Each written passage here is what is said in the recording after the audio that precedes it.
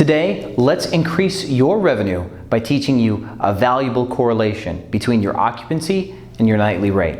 Let's jump right in.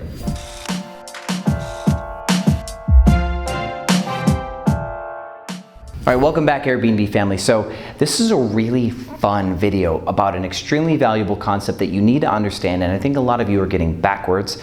It has been embedded in some previous pricing strategy videos, which a lot of you are on this channel to learn how to price your listing and make more money. So the problem with showing you this concept is the calendar. Visualizing this in a calendar is not so easy. So I'm going to do something for you here. I'm going to visualize your listing calendar as a timeline. Okay, this is kind of important. So I'm going to use some colors. We're going to use green for bookings, blue for views, and purple for missed opportunities, because you're missing some opportunities. Get it? Okay, so there's a few things you need to know. This timeline represents, let's put T for today. That's today. These are weekly increments. This is a month and a half and further out. Now, the bottom will be views. Okay, when somebody's searching for you, this will be if they viewed you or could not view you. And let's say that this is one listing, and you get like an average amount of views of, let's say, 150 views per month. This is a metric. And up here will be your bookings, okay? So a lot of you know my pricing strategy is to take whatever Airbnb recommends you should charge and raise it about 35 or 40% to give you room to do a monthly discount.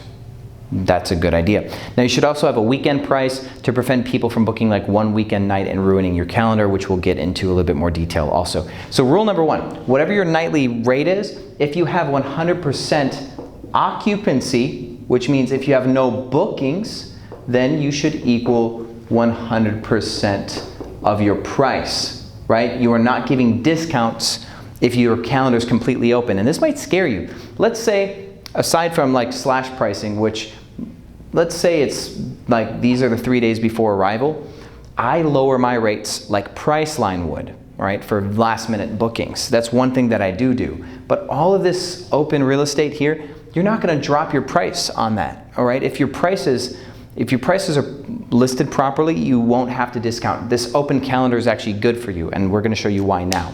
So this 150 views that you get, they have to have the availability. Your listing has to have the availability in order for somebody to see your calendar. So for example, let's say somebody is going to view for a week. They're looking for a booking. Check in this day, check out that day. You have to be 100% available during this time. So if somebody wants to, say book for about a month, you have to have all these dates available, right? Somebody's coming to book a couple days here. These are all views to look at your listing that could convert to a booking, and then let's say that this person here decided to book, and this becomes a booking. Okay, so now that you have a booking here, if somebody wanted to check in today and leave a week from now, that becomes a missed opportunity. You don't even get the view because you don't have the availability these days to host them, so you don't pop up in the search, right? So this 150 average views per month takes into consideration the fact that you're not available some days. There's more searches than 150.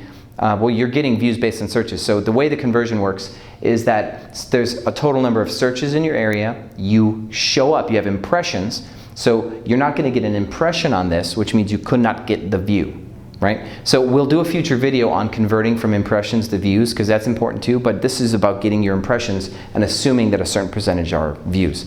So now, if you get another booking in the future here, say somebody books for these dates, then if anybody is searching for any period of time here, like a view this length, or this length, you're not going to pop up any of these times because you cannot accommodate those specific dates 100% of the time. So because of this, your calendar is no longer 100% open because you have these two bookings, which means you're not going to get as many views, which means you need to convert a higher percent of the people who see your listing. So if you're going to get the rest of your calendar filled up, like especially let's say you have this happen, right? So now you've got a 3-day stay here. You now have what looks like to be a 3-day opening here and a 2-day opening here, and you have a 1-day opening here, and then you have availability like that. These dates are fine, right? These are far away and they're open, right? There's not really an issue. If you have a weekly discount and somebody books for a week here, they'll still get that weekly discount. So there's no need to really lower your rate. But this 2-day, the 3-day, and the 1-day, your weekly and monthly discounts aren't valid anymore. People can't book for a month or a week and get those discounts. So your price should actually lower these dates because 2 big reasons. One is a monthly or weekly discount is not possible. So the rate that you were happy getting with that monthly discount, you can lower by roughly that percentage. So if you have 2 days open here and your monthly discount's 30%, you can lower your rate 30% here.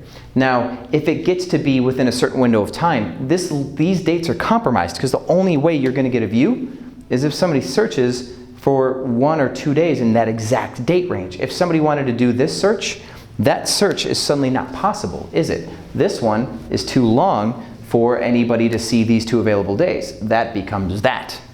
Get it? So you will get less views on what we call orphaned days. So lower your nightly rate by the percentage of discount you were willing to give them anyway in order to start to get these booked. But when you get into some sort of crucial period of time, and on my research, it looks about 3 weekends out. So that's roughly 16 to 21 days out, based on what day of the week it is. When you cross that 16 to 21 day threshold, you should start lowering based on the fact that an orphan day has less time to get booked. Because since it's going to get less views than normal, this monthly amount of 150 views combined by a compromised calendar, you might get 20, you might get 30 views in the next 14 days. And you need to convert one of those in order to get booked. Otherwise, you're not going to get the booking. You probably have a cleaning fee in this as well. So now if you're trying to get $90 a night, you lowered it 30%, you're at $65 a night plus your cleaning fee. A 2-night booking would be $130 plus your cleaning fee. You get like $130, like $160, $170 for those 2 nights. Well, take it to here, you're lowering your rate even more. So that $65 a night, you could drop it to like $55, $57 a night. Here, I'm dropping it $35 a night, day of, plus my cleaning fee. So I'm collecting $75 for a studio, $70 for a studio, maybe $85 for a studio or 1-bedroom last minute, including my cleaning fee, so that way I get 100% booked, because that's what it takes to get booked last minute, because there's going to be very few views left. So with that said, if you want to be able to do something like that, you also have to have a lower cleaning cost than some of your competitors, which means you hire your cleaners in-house. And that's another video as well, which we've talked about. If you can just go back in the channel, we talk about housekeepers. So, review. If you have open space, you have a big price because you can take this booking down here. This big blue one's the one you want. The moment that these green lines, these bookings happen in your calendar, the spaces in between become harder to book. And it's normally not a problem like out here, but the moment it becomes last minute, because you're getting less views, you need to convert a higher percentage of your views into sales. So lower your prices on your orphan days because you're gonna get more purple lines instead of blue.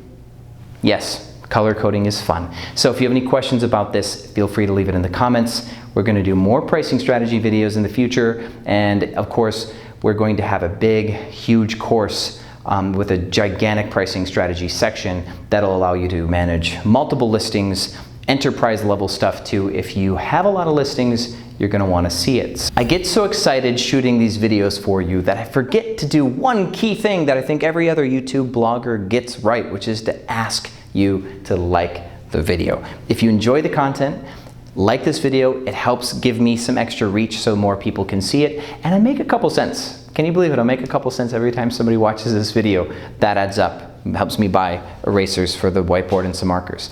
With that said, I think about 60% of you are subscribed, so to you, thank you, and the other 40% not subscribed yet to this channel, hopefully I'll earn your click one day. But YouTube is not the only way to, stay in touch with Airbnb Automated, and we do other content too. Like some of you know that I curate room designs and stuff like that, which you've seen a little bit on the channel, but that'll be more easily communicated in a photographic form, and we'll be, of course, writing some blog articles, and we'll keep you up to date on current events that we don't need to dedicate a whole video for. So the way you can keep in touch with us is also on Facebook. So facebook.com/Airbnb Automated. We also have an Instagram account, which is Airbnb Automated, and then we're filming and producing a series of courses under the brand $1 Million Renter, because as you all know, I don't buy my property. My multi-million-dollar Airbnb business consists of all rentals, rental arbitrage. So if you want to talk to me one-on-one, you can schedule a call with me, clarity.fm/Venom, and we can solve your problems. A little over 100 hosts have currently have spoken to me through this website, clarity.fm/Venom, and we talk about their very specific issues one-on-one. I do provide coaching, help you solve some of your bigger problems as an Airbnb host, and I'll even share some of my secrets that I don't give you on this YouTube channel. So once again, thank you for watching Airbnb Automated, and I will see you on the other side.